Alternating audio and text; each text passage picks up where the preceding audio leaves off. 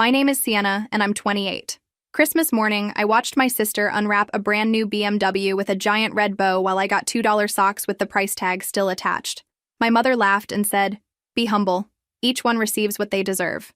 At 2 in the morning, I packed my bags and left them a Christmas present they'd never forget. Where are you watching from today? Drop your location in the comments below and hit that like and subscribe button if you've ever felt completely taken for granted by your own family. You'll definitely want to stick around for what happened next. Let me take you back to how this whole mess started, because trust me, this story gets better. 3 years ago, I landed my dream job as a marketing director at a growing tech startup. The salary was incredible, more money than I'd ever imagined making at 25. When I called home with the news, my parents threw a celebration dinner complete with Dad's famous barbecue ribs and Mom's apple pie. "We're so proud of you, honey," Mom said, beaming as she cut generous slices of pie. All those years of hard work finally paying off. Dad raised his beer bottle in a toast. "To our successful daughter. You've always been the responsible one." Even my sister Emma, usually glued to her phone, looked up long enough to congratulate me. "That's awesome, Sienna. Maybe now you can finally get a decent car." She wasn't wrong.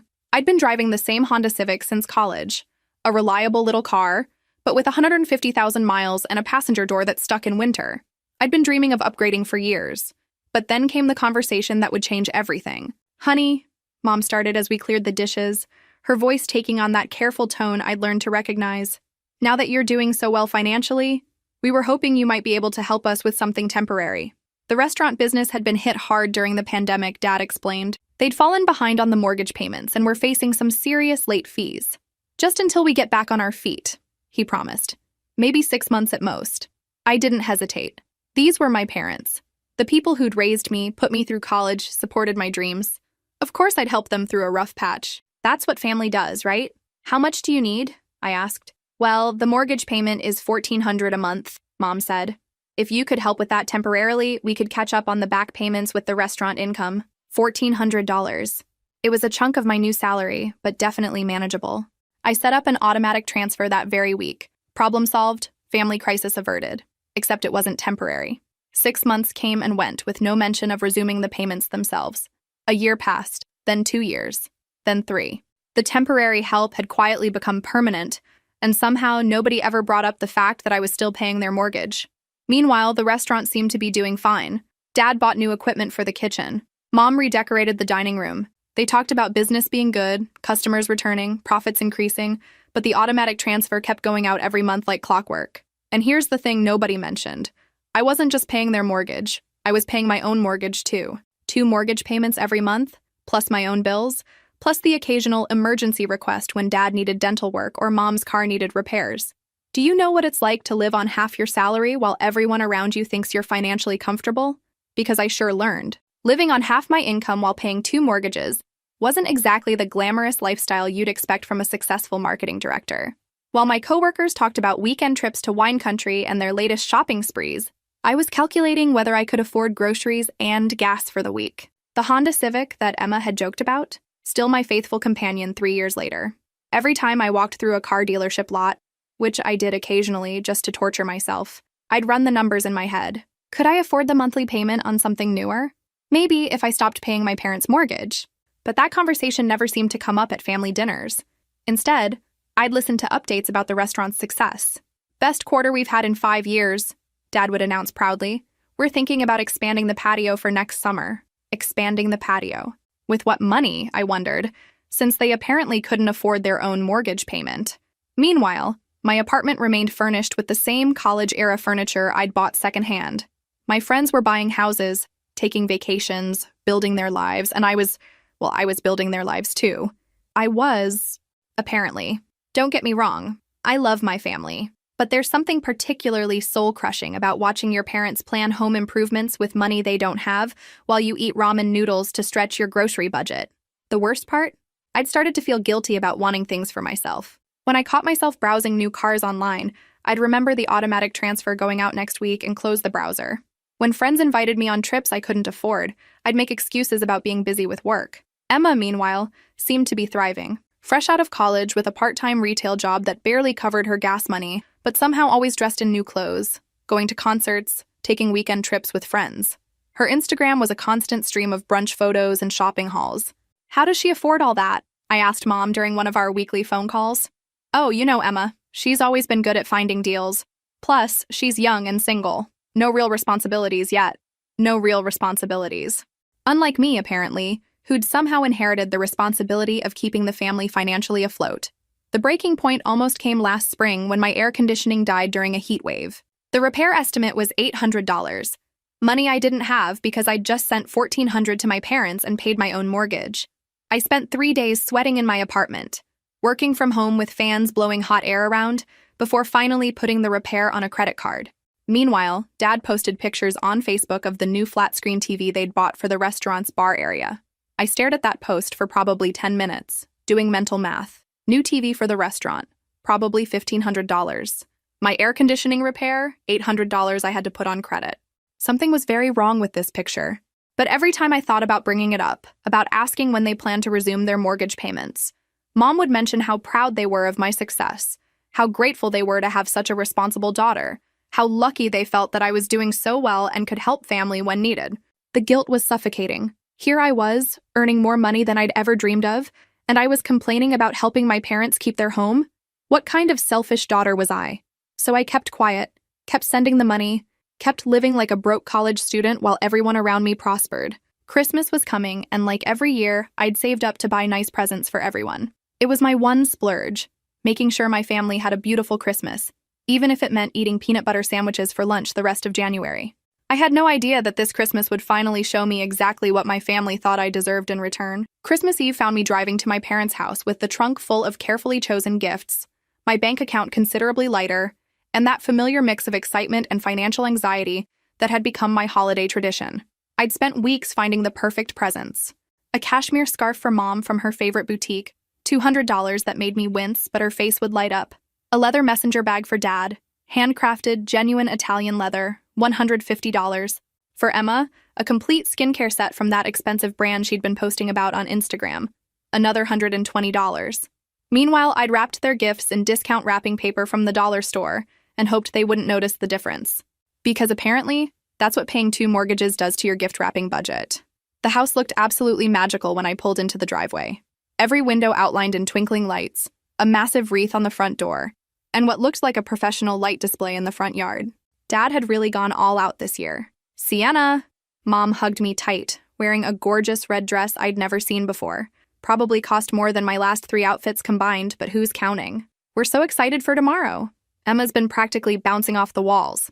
The living room was a Christmas card come to life. The tree had to be at least 8 feet tall, decorated with what looked like all new ornaments in a coordinated gold and silver theme. Underneath, presents were arranged in perfect little clusters, all wrapped in expensive-looking paper with elaborate bows.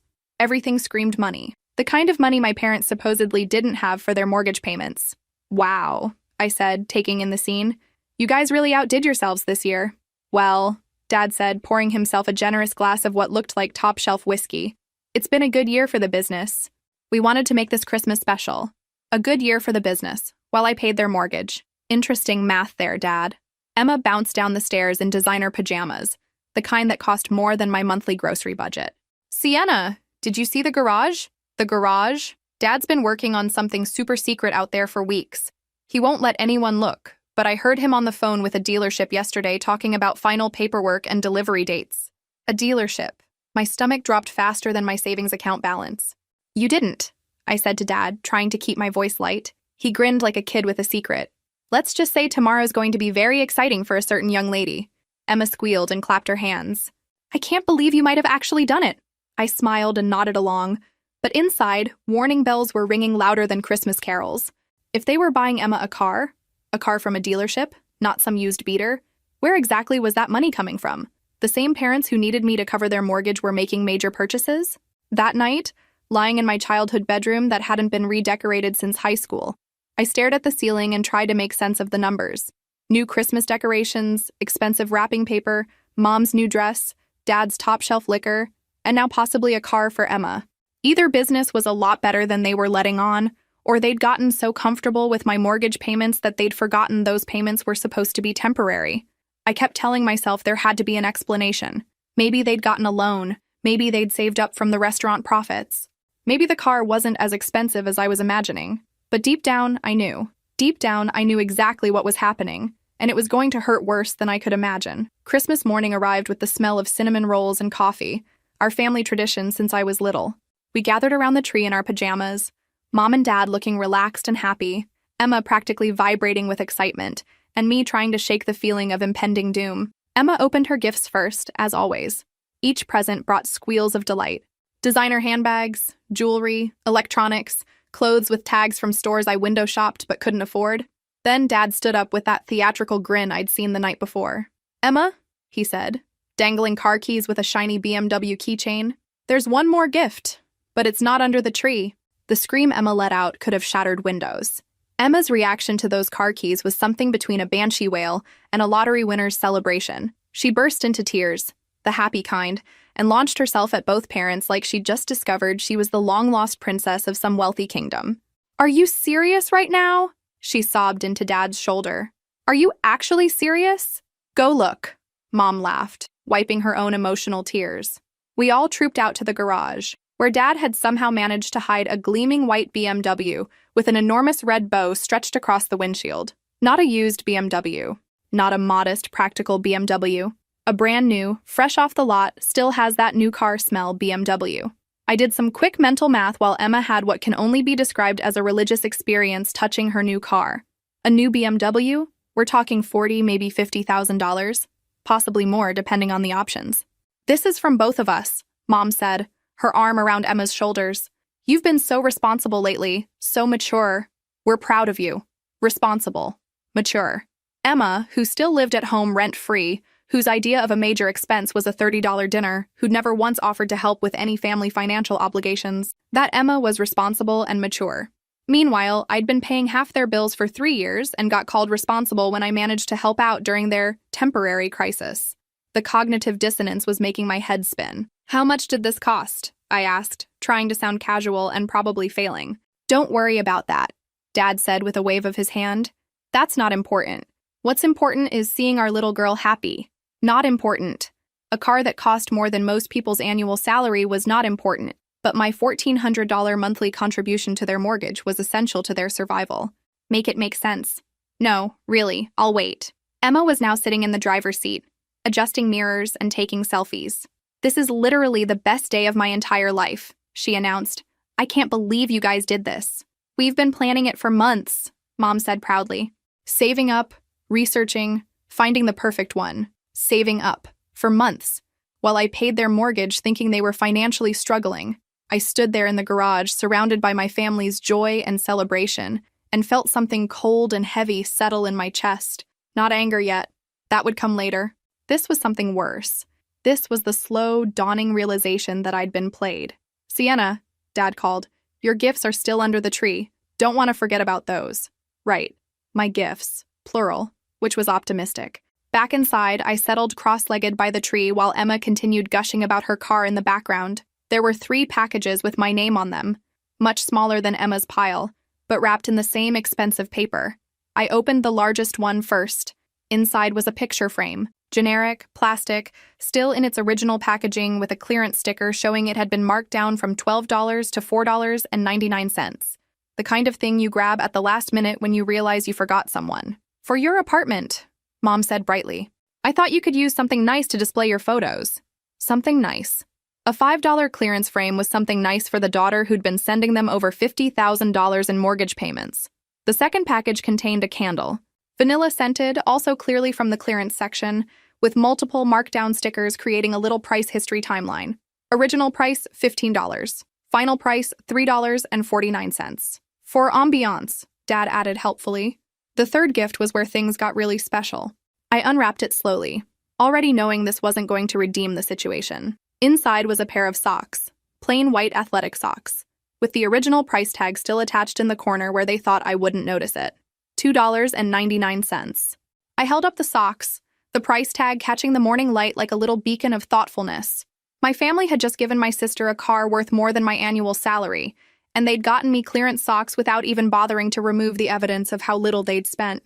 But the real kicker was coming. "Be humble," Mom said, that patronizing smile spreading across her face like she was delivering profound wisdom. "Each one receives what they deserve. Each one receives what they deserve." The words hit me like a physical slap. Dad chuckled appreciatively. Emma, still clutching her BMW keys, burst into laughter. My own family laughing at me.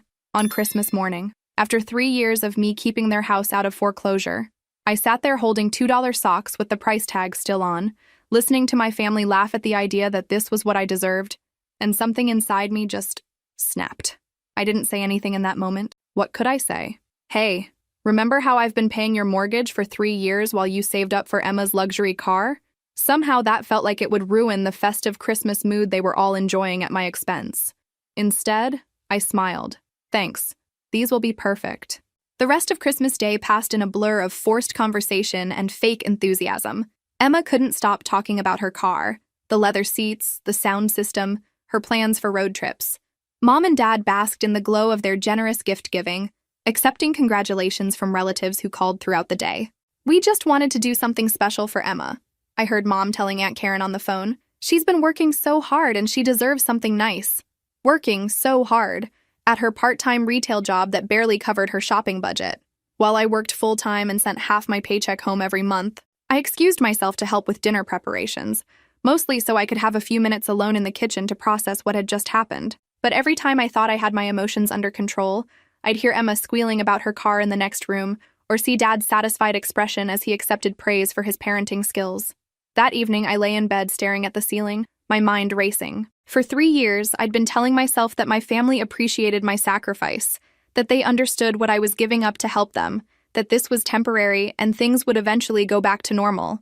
But the Christmas gifts had revealed the truth. In their minds, I was the family bank account. Emma was the beloved daughter who deserved luxury cars and celebration. I was the responsible one who helped out because that's what responsible people do. I thought about every dinner where they'd complained about money while I picked up the check. Every phone call where they'd mentioned being tight until next month while I stressed about my own bills. Every time I'd wanted something for myself, but held back because I needed to send money home. They hadn't been struggling. They'd been saving. Saving for Emma's car while I paid their mortgage. At 2:17 a.m., I got up and got dressed. I couldn't sleep anyway, and I had something important to do. I went to my father's home office and pulled out 3 years' worth of bank statements from my wallet. Every single automatic transfer to their account, highlighted in yellow marker from when I'd been tracking my expenses. $51,400. Every month, like clockwork, for 36 months. I paper-clipped them together and wrote a note on top. If you have money to buy Emma a BMW, I assume you can handle your own mortgage payments. The transfers stop now. Merry Christmas. I left the stack of statements on the kitchen counter right next to the coffee maker they'd bought with money they supposedly didn't have. Then I packed my bags. Not dramatically, not in anger, just methodically putting my belongings into my suitcase. I took the ridiculous gifts they'd given me. Might as well get some use out of those $2 socks. As I wheeled my suitcase to the car, I felt something I hadn't experienced in 3 years. Lightness, like a weight I'd been carrying for so long that I'd forgotten what it felt like to stand up straight. My phone started buzzing before I'd even reached the highway. I turned it off and kept driving. Back to my apartment, back to my life, back to keeping 100% of my paycheck for the first time since I'd started this job. The woman who'd been paying 2 mortgages while getting clearance Christmas gifts was gone. The woman driving home at 3 a.m. on Christmas night was someone new, someone who'd finally learned the difference between helping family and being used by family. And honestly, it felt pretty damn good. Have you ever experienced that moment when you realize you've been taken advantage of for way too long? Let me know in the comments, because what happened next was even more revealing about who my family really was.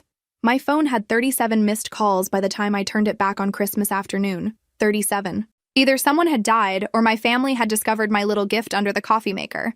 The voicemail started apologetic and quickly escalated to furious. Mom's voice progressed from tearful confusion. "Honey, we found your note and we're just so confused about what you mean," to angry accusations.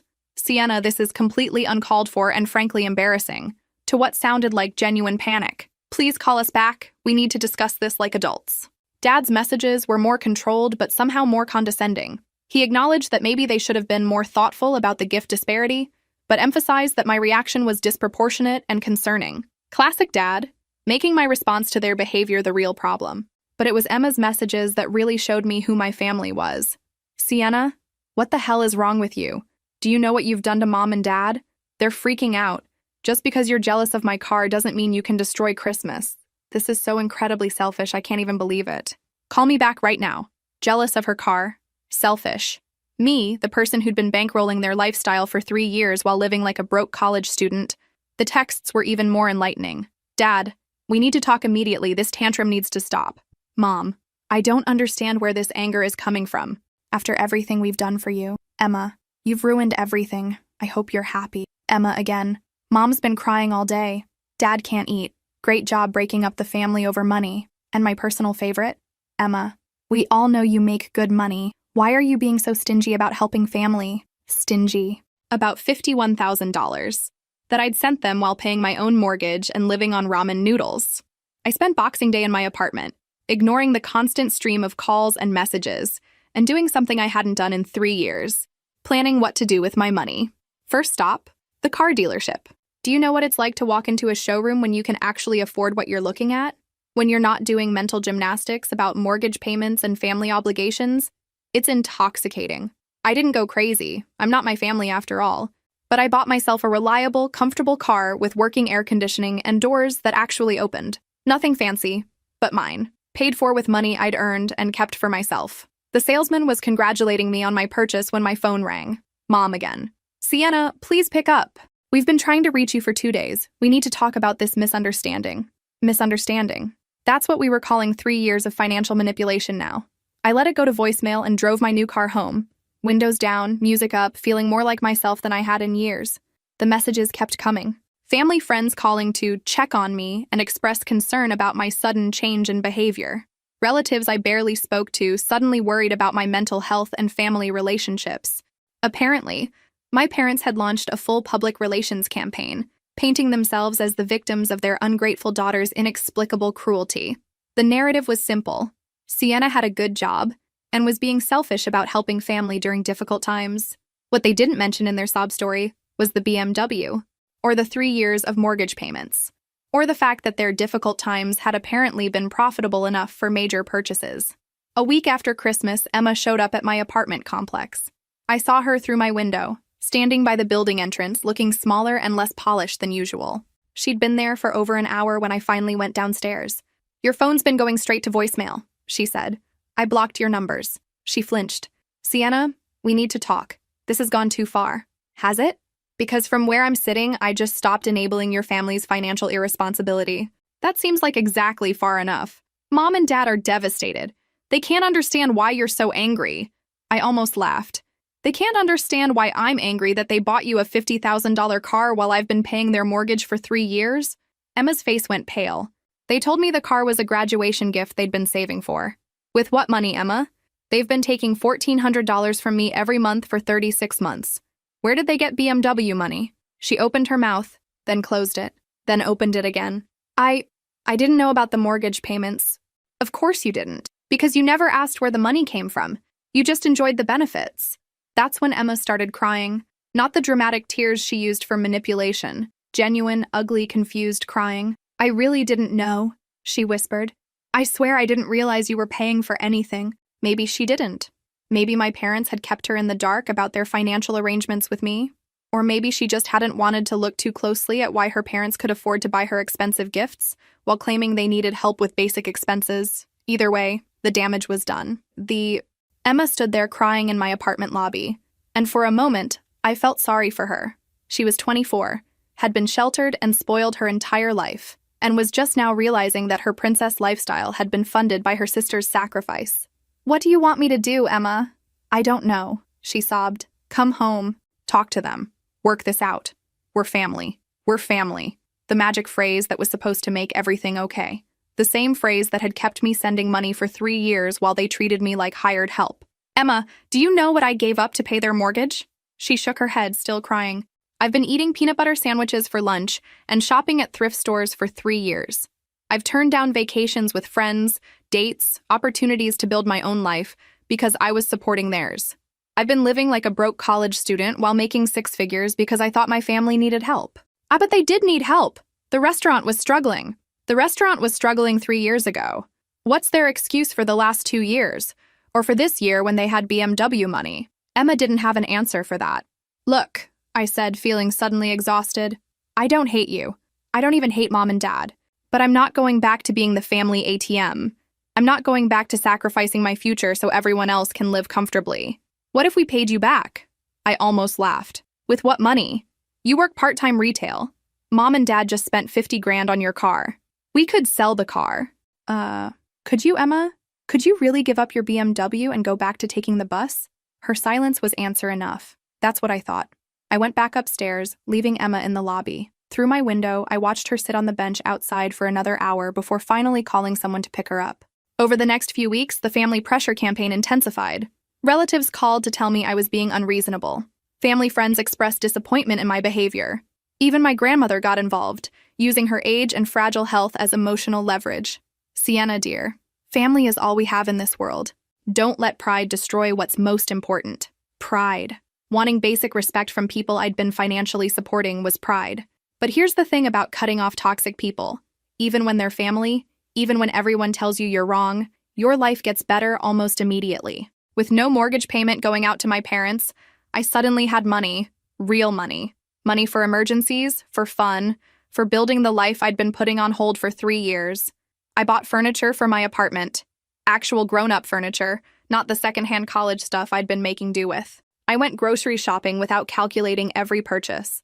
I made dinner plans with friends without having to check my account balance first. I booked a vacation, a real vacation, not a weekend camping trip or staying with relatives. 7 days in Costa Rica, staying at a resort I'd seen in magazines and thought I'd never afford. It was glorious. But the best part wasn't the money. The best part was the peace. No more stress about family emergencies. No more guilt about wanting things for myself. No more walking on eggshells around people who saw me as a resource rather than a daughter. For the first time in 3 years, I was living my own life instead of subsidizing everyone else's. And you know what? I was really, really good at it. My phone still buzzed occasionally with messages from blocked numbers, family members trying new tactics to reach me. But I'd learned something important. I didn't owe anyone access to my life, my money, or my emotional energy just because we shared DNA. Some bridges are worth burning if the alternative is setting yourself on fire to keep other people warm. I was done being kindling for my family's comfort. 6 months after Christmas, I was a completely different person. Not in a dramatic movie makeover way, but in all the small daily ways that actually matter. I woke up excited about my day instead of anxious about money. I bought coffee from the expensive place near work instead of making instant at home. I said yes to dinner invitations, weekend trips, and spontaneous plans. Turns out, when you're not supporting 3 other adults, you can actually afford to live like the successful professional you are. Who knew? My apartment had transformed into something from a design magazine. Real artwork on the walls, plants that were still alive, a kitchen stocked with actual ingredients instead of just ramen and canned soup. I'd hosted dinner parties, book club meetings, and even a small birthday celebration for myself, something I hadn't done in years because I couldn't afford to feed people properly. Work was better too. Without the constant financial stress, I was more creative, more focused, more willing to take on challenging projects. My boss had noticed the change and hinted at upcoming promotion opportunities. Apparently, not worrying about family financial emergencies makes you a better employee. I'd also started dating again. Nothing serious yet, but I'd gone on several dates with a guy named Michael who worked in software development. He was funny, smart, and refreshingly uncomplicated. When he offered to pay for dinner, I didn't immediately calculate whether I could afford to split the check. When he suggested a weekend trip, I didn't have to decline because of family obligations. It was amazing what happened when you prioritized your own life for once. The family calls had gradually decreased as it became clear I wasn't changing my mind. Emma had tried a few more times, but I think she was starting to understand that this wasn't a tantrum I'd get over. This was a permanent change in our family dynamic. Mom had left increasingly desperate voicemails before apparently giving up. Dad had tried the authoritative approach, then the guilt trip approach, then silence. Fine by me. I was enjoying a quiet Saturday morning, reading in my beautiful living room with coffee from my fancy machine, when someone knocked on my door. Not the doorbell. Actual knocking, urgent and persistent. Through the peephole, I saw Emma. She looked different again. Thinner, tired, wearing clothes that had seen better days. No sign of the polished princess I'd known all her life. Against my better judgment, I opened the door. "Before you say anything," she said quickly, "I know you don't want to see me, but I need to tell you something, and I can't do it over the phone." She looked genuinely upset. Not manipulative tears, but real distress. "What's wrong? Can I come in, please?" I stepped aside and she walked into my living room like she was seeing it for the first time. Her eyes lingered on the new furniture, the artwork, the general sense of prosperity that I'd been able to create once I stopped funding everyone else's lifestyle. "Nice place," she said, but there was no resentment in her voice, just acknowledgement. Emma, what's going on? She sat heavily on my couch, suddenly looking much older than her 24 years. They had to give the car back. I felt my stomach drop. What? The BMW, they couldn't make the payments. It got repossessed last week. Of course. Of course they'd financed a car they couldn't afford, probably counting on my continued mortgage payments to make the monthly bills manageable. When I stopped sending money, their house of cards collapsed. Emma, I'm sorry, but that's not why I'm here, she interrupted. I mean, it is, but not the way you think. She took a shaky breath. Sienna, they're going to lose the house. The words hung between us like a death sentence. Despite everything, despite the anger and hurt and betrayal, the thought of my parents losing their home hit me like a physical blow. How bad is it? 3 months behind on the mortgage. The bank sent papers. They have until the end of next month to bring it current, or, she trailed off, 3 months behind. I'd stopped the transfers in December, which meant they'd immediately fallen behind again without my payments.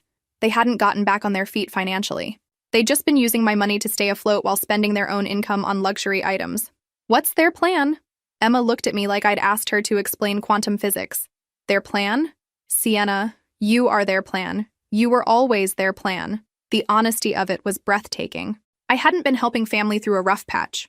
I'd been permanently subsidizing their lifestyle so they could afford things they wanted instead of things they needed.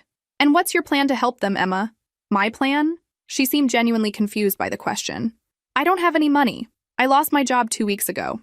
You lost your job? Budget cuts. And with the car gone, I can't get to most of the places that are hiring. She looked around my apartment again.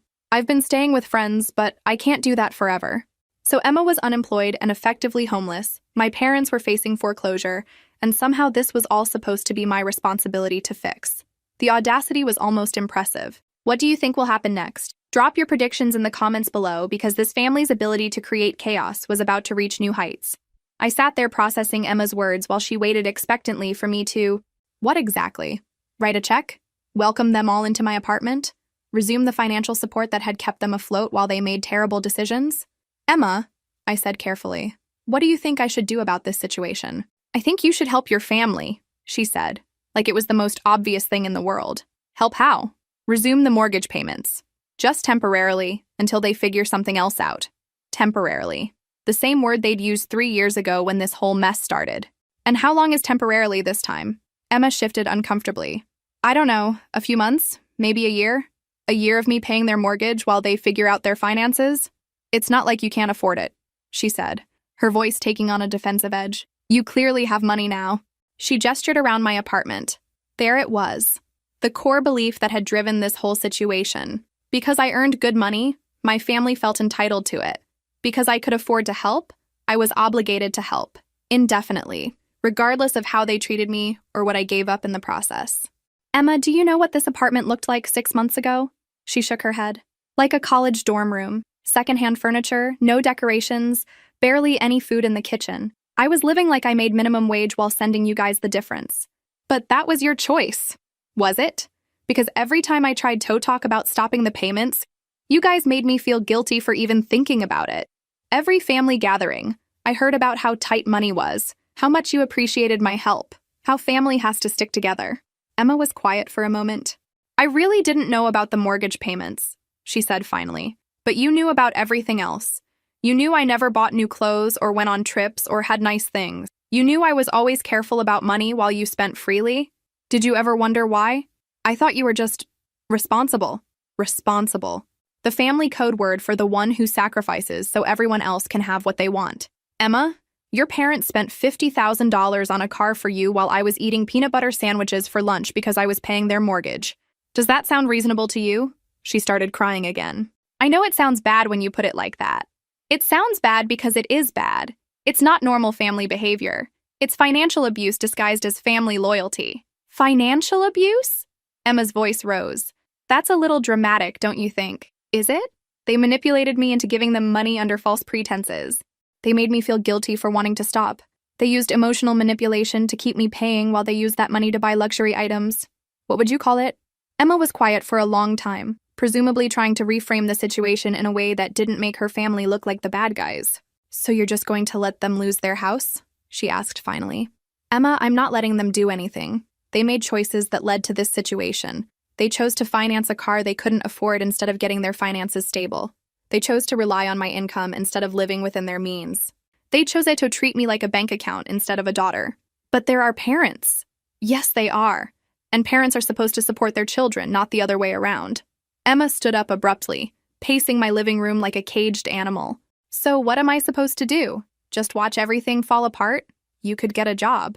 I told you I lost my job. So get another one. There are buses, ride shares, people who need help. Figure it out like every other adult who doesn't have family funding their lifestyle. Emma stared at me like I'd suggested she move to Mars. The idea that she might have to solve her own problems, find her own solutions, support herself like most 24-year-olds, seemed genuinely shocking to her. And that's when I realized just how badly my parents had failed both of us. They'd taught Emma that she deserved everything without earning it, and they'd taught me that my value came from what I could provide rather than who I was. They'd created one daughter who couldn't function independently, and one daughter who couldn't stop functioning for everyone else. Sienna, please, Emma said, her voice breaking. I know we messed up. I know we took advantage of you. But we're family. We can fix this. How, Emma? How exactly would we fix this? I resume the mortgage payments, you and Mom and Dad promised to do better, and then what? In a year when you're struggling again, we have this same conversation? It would be different this time. Why? What's changed? Are Mom and Dad suddenly going to start living within their means? Are you suddenly going to become financially responsible? Is everyone going to stop seeing me as the family ATM? Emma couldn't answer that question because we both knew nothing had changed except they'd run out of other options. I need you to leave, I said quietly. Sienna, Emma, I need you to leave my apartment and figure out your own life. And I need Mom and Dad to face the consequences of their choices without expecting me to rescue them again. She gathered her things slowly, clearly hoping I'd change my mind. At the door, she turned back one more time. When they're living in their car, remember that you chose money over family. The manipulation was so transparent it was almost insulting, but it was also revealing. Even now, facing homelessness and financial ruin, my family couldn't acknowledge that their choices had led to this situation. It was easier to blame me for not rescuing them than to accept responsibility for their own decisions. After Emma left, I sat in my quiet apartment feeling a mix of sadness and relief. Sad for the family relationships that had been damaged beyond repair, but relieved that I'd finally stopped enabling their dysfunction. Sometimes the kindest thing you can do is let people face the natural consequences of their actions, even when those people are family, even when it breaks your heart to watch. 2 months passed without any contact from my family. I threw myself into work, took that promotion my boss had been hinting about, and tried not to think about what was happening with the house. Some days I succeeded better than others. Michael and I had been dating for 3 months now, and he was the first person I'd told the whole story to. Not just the surface version. My family and I had a disagreement about money, but the real story with all its uncomfortable details. You did the right thing, he said over dinner one evening. I know it doesn't feel like it, but you can't set yourself on fire to keep other people warm, even when those people are family. Especially when those people are family. They're supposed to want what's best for you, not what's most convenient for them. It was exactly what I needed to hear, but it didn't make the guilt disappear entirely. Somewhere out there, my parents were facing financial ruin, and I had the power to prevent it. The fact that preventing it would mean returning to a toxic dynamic didn't make the knowledge any easier to carry. That's when the knock came on my door. I wasn't expecting anyone, and Michael wasn't supposed to come over until later. Through the peephole, I saw a figure I recognized but had never seen looking so small and defeated. Mom. She stood in my hallway holding what looked like a manila envelope, her clothes rumpled, her hair less perfectly styled than I'd ever seen it. She looked like she'd aged 5 years in the 6 months since Christmas. Against every instinct telling me not to get involved, I opened the door. Sienna? Her voice was hoarse, broken. Thank you for seeing me. I almost didn't. I know. I wouldn't blame you if you'd left me standing here. She gestured to the envelope. I brought something to show you. Can I come in for just a few minutes? Every cell in my body was screaming not to let her into my space, not to risk getting pulled back into the dysfunction I'd worked so hard to escape. But she looked so genuinely defeated that my curiosity won over my self-preservation. 5 minutes, I said, stepping aside. Mom walked into my living room and stopped short, taking in the changes I'd made. The furniture, the artwork, the general sense of prosperity and peace that filled the space. It's beautiful, she said softly. You've built a beautiful life. Thank you. She sat carefully on the edge of my couch, still clutching the envelope like a lifeline. We received the final foreclosure notice. Even though I'd been expecting it, the words hit like a physical blow. When? Last week. The bank. She trailed off, shaking her head. We have 30 days to vacate. Where are you staying? With your Aunt Margaret. She has a guest room. Mom's voice was flat, emotionless. She's made it very clear that it's temporary. Aunt Margaret, who'd never hesitated to share her opinions about other people's financial decisions. I could only imagine how she was handling having her broke sister and brother-in-law move into her spare room. Mom, why are you here? She opened the envelope and pulled out what looked like medical bills. Your father had a heart attack 3 weeks ago. The world tilted. What? The stress, the doctor said. The stress of losing everything, of feeling like he'd failed as a provider. She handed me the papers. These are the hospital bills. The insurance covered most of it, but I looked at the numbers. Even with insurance, the remaining balance was substantial. Thousands of dollars they obviously didn't have. Is he okay? He's alive. But he can't work right now, and even when he can, she shrugged helplessly. The restaurant is gone too. We couldn't keep up with the rent after losing the house. So Dad was sick, they were living with relatives, they'd lost both their home and their business, and now they had medical bills they couldn't pay. The complete collapse I'd feared was now reality. Mom, I'm sorry about Dad. I really am. But if you're here to ask me to— I'm not, she interrupted. I'm not here to ask you for money. That surprised me. Then why are you here?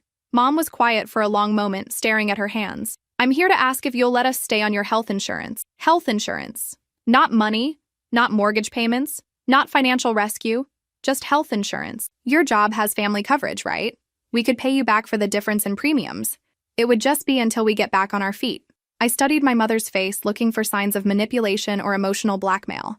But all I saw was exhaustion and genuine desperation. This wasn't the woman who'd laughed at my Christmas gifts or justified spending my money on luxury items. This was someone who'd lost everything and was trying to figure out how to survive. What about Emma? Emma found a job. It's not much, but she's working. She's learning to take care of herself. Mom's voice carried a note of something that might have been pride. She said you were right about her needing to grow up. Emma was working, actually supporting herself instead of expecting family to cover her expenses. That was something, at least. Mom, adding you to my health insurance would cost me about $300 a month. We can pay you back. Not right away, but eventually. I'll sign papers, make it official, whatever you need. $300 a month. It was manageable. Not like the $1,400 I'd been paying before. And it was for something essential, not luxury items or lifestyle maintenance. But it was also a slippery slope back into financial entanglement with people who'd proven they couldn't be trusted with my generosity. I need time to think about it, I said. Mom nodded, standing slowly. I understand. But Sienna?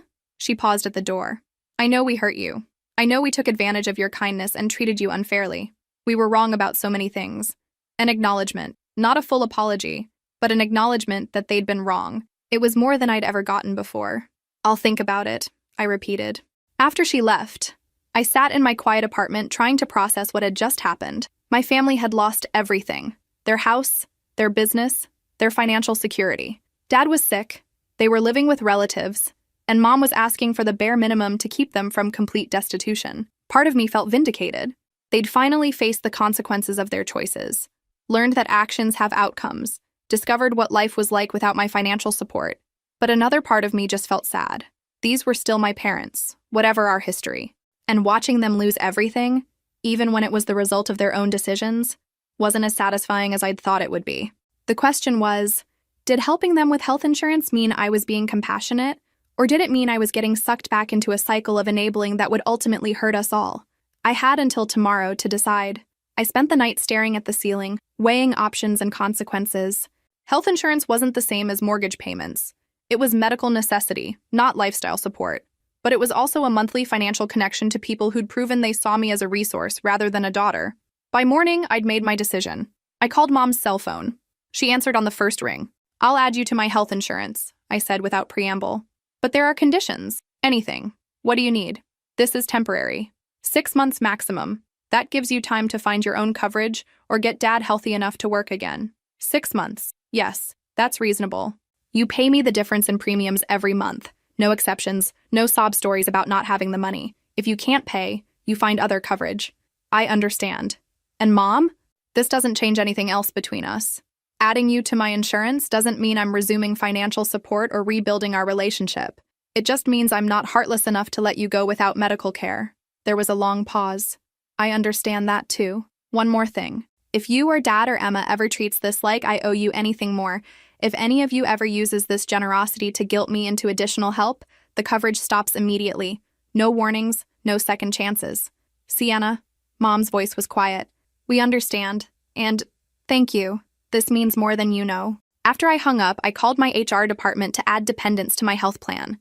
The additional cost would be $280 per month. Not the $300 I'd estimated, but close enough. I set up an automatic reminder to collect payment from Mom every month. It felt weird, having financial contact with my family again, even for something legitimate like health insurance. But it also felt different than before. This wasn't me carrying their lifestyle or enabling their poor choices. This was a specific, limited arrangement with clear boundaries and expectations. 2 weeks later, Emma called. Not from a blocked number or someone else's phone. Her own number appeared on my screen for the first time in months. Sienna, it's Emma. Do you have a few minutes to talk? I suppose. I wanted to thank you for the health insurance thing. Mom told me what you did. It's temporary. I know. And I wanted you to know I got a job. A real job, full-time. And they said I'll get benefits after my probationary period ends. It's not glamorous, but it's steady income and I can take care of myself. That was genuinely surprising. Good for you, Emma. I also wanted to apologize. Really apologize. Not just because I want something from you. I understand now what we did to you, how we used you, how unfair it all was. Okay, I know you probably don't believe me, and I don't blame you. But living on my own, paying my own bills, figuring out how to survive without family money, it's opened my eyes to what you were dealing with for 3 years. Emma's voice had a quality I'd never heard before. Genuine humility mixed with something that might have been respect. I'm glad you're learning to take care of yourself. Sienna, can I ask you something? And you can totally say no. Here it comes, I thought. The real reason for the call. What? Would you be willing to have coffee with me sometime? Not to talk about family stuff or ask for anything. Just to see if we can figure out how to be sisters without all the toxic dynamics. Sisters without toxic dynamics. I hadn't even known that was possible with my family. Maybe, I said. Someday. When I'm ready. That's fair. I'll wait until you're ready. After Emma hung up, I realized something had shifted. For the first time in my adult life, I was having conversations with family members where I wasn't being asked to rescue, support, or enable anyone. Where my boundaries were being respected instead of tested. It was a strange feeling. Michael came over that evening, and I told him about the health insurance arrangement and Emma's call. How do you feel about it? He asked. Conflicted. Part of me is proud that I found a way to help without sacrificing myself. Part of me is terrified that I'm getting sucked back into their dysfunction. What does your gut tell you? I thought about it. My gut says this is different. The health insurance is legitimate, it's limited, and it has clear boundaries. Emma's job and her attitude both seem genuine. Maybe they've actually learned something from losing everything. And if they haven't, then I pull back again. But Michael, I can't live my whole life assuming the worst about people, even people who've hurt me before. At some point, I have to decide whether I want to build a life based on fear or based on healthy boundaries. 3 months later, Dad was cleared to return to work. He'd found a job managing someone else's restaurant, not owning his own anymore, but steady income with health benefits. Mom had gotten part-time work doing bookkeeping for local businesses. They moved out of Aunt Margaret's house and into a small apartment they could actually afford. Emma was still working, still supporting herself, still learning what independence looked like, and I was still living my own life, keeping my boundaries intact, but no longer carrying the weight of anger and resentment that had been consuming me for months. The family dynamics hadn't magically healed. We weren't having weekly dinners or holiday celebrations, but we'd found a way to coexist that didn't require me to sacrifice my well-being for their comfort. It wasn't the relationship I'd once wanted with my family, but it was a relationship I could live with. Sometimes that's enough. 6 months to the day after I'd added my parents to my health insurance, Dad got his new job's benefits package. He called me himself to let me know they'd be switching to his employer's plan at the end of the month. Sienna, he said, his voice carrying a formality that hadn't been there before our family imploded. I wanted to give you proper notice about the insurance change, and to thank you for carrying us through this difficult time. Carrying us through. Not helping out or doing what family does, but carrying them through a crisis of their own making. The honesty of the phrasing was refreshing. You're welcome, Dad. I'm glad things are working out. They are. Slowly. But they are. He paused. Sienna, I know we have a lot to work through as a family. I know trust was broken and damage was done. But I want you to know that your mother and I have been talking about what went wrong, what we did wrong, and how we want to move forward. Okay. We'd like to take you to dinner sometime. Not to ask for anything. Not to discuss family business. just to spend time with our daughter and hear about your life. It was such a simple request, but coming from my parents, it felt revolutionary, wanting to spend time with me for my own sake, not because they needed something from me. I'd like that, I said, surprising myself. Maybe next month when your insurance transition is complete and things settle down. A month later, we met at a modest restaurant. Not the expensive place they might have chosen when they were living beyond their means, but a comfortable neighborhood spot with good food and reasonable prices. They looked different. Older, obviously, but also more real somehow. Mom's clothes were nice, but clearly not designer. Dad seemed more relaxed, despite everything they'd been through, like a weight had been lifted off his shoulders. "You look good," Mom said as we settled into our booth. "Happy." "I am happy. Tell us about work. We heard you got promoted." So I did. I told them about my new role, the projects I was managing, the team I'd built. They listened without immediately calculating how my success could benefit them, without making suggestions about how I should spend my money. They told me about their new jobs, their small apartment, the budget they'd created to live within their means.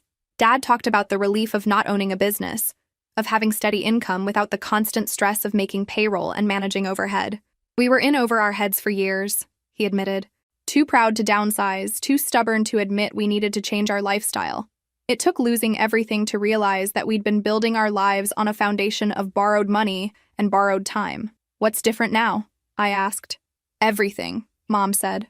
"We live in a place we can afford with furniture we own outright. We drive used cars that are paid for. We go out to dinner once a week instead of 3 times. We budget for everything and don't spend money we don't have. It's actually less stressful," Dad added, "knowing that our bills are covered, that we're not gambling on future income to pay current expenses. I sleep better now than I did when we owned the big house." Emma joined us for dessert, looking more mature and confident than I'd ever seen her. She'd been promoted at work, moved into her own apartment, and was taking evening classes to finish her degree. "I'm learning to cook," she announced proudly. "Actual cooking, not just heating up frozen dinners. Last week I made lasagna from scratch." "How very domestic of you," I said with a small smile. "I know, right? Who would have thought?" Emma grinned. "Turns out being responsible is actually kind of satisfying. I never knew because I'd never tried it before."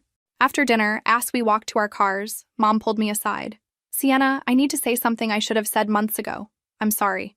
Not sorry that we got caught or sorry that there were consequences, but sorry for what we did to you. Sorry for using you, for taking advantage of your generosity, for treating you like a bank account instead of our daughter."